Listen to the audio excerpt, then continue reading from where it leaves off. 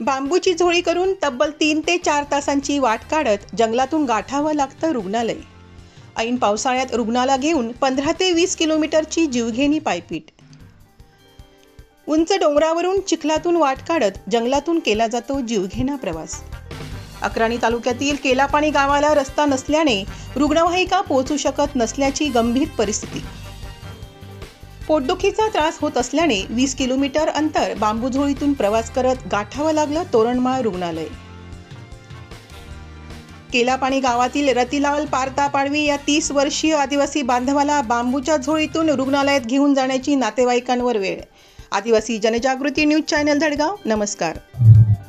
आज केलापाणीहून तोरणमाळपर्यंत एका आजारी व्यक्तींना आम्ही दवाखान्यात जवळी बांधून घेऊन गेलो.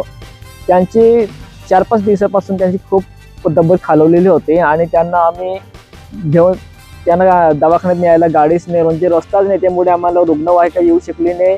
आणि एवढं 20 किलोमीटर एवढं अंतर आहे केलापाणी ते तोरणमाळ, तर पूर्ण घनदाट जंगलांमध्ये डोंगराळ या पायी प्रवासाने घेऊन गेलो आम्ही. कारण की एवढे वर्ष होऊन गेले तरी देखील प्रशासनाने आमच्याकडे लक्षच दिलं नाही.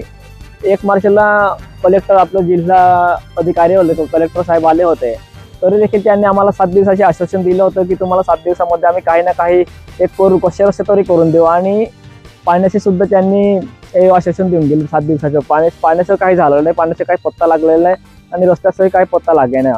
कारण की आदिवासी विकास मंत्री असं कोणतंही प्रशासन असतं, त्यांनी लवकरात लवकर आमच्याकडे लक्ष दिलं पाहिजे व आमची समस्या सोडून द्यायला पाहिजे.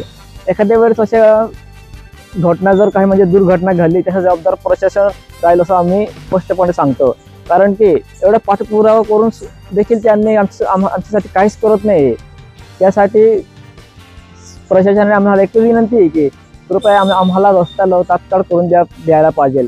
आणि असं भर पावसात आम्ही आजारी व्यक्तींना झोळी बांधून घेऊन जाणं म्हणजे हे खूप कठीण आहे.